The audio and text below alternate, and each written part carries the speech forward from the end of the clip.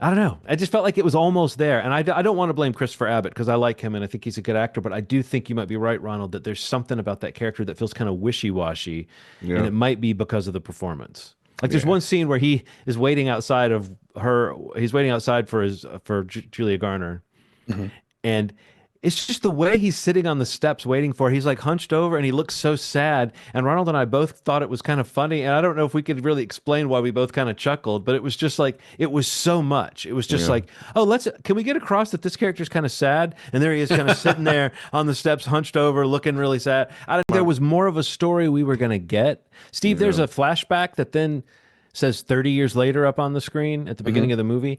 And so you see him as a kid and then you see later. And I kept waiting to find out like what happened after the moment when it cut away from the flashback. And it's still at the end of the movie.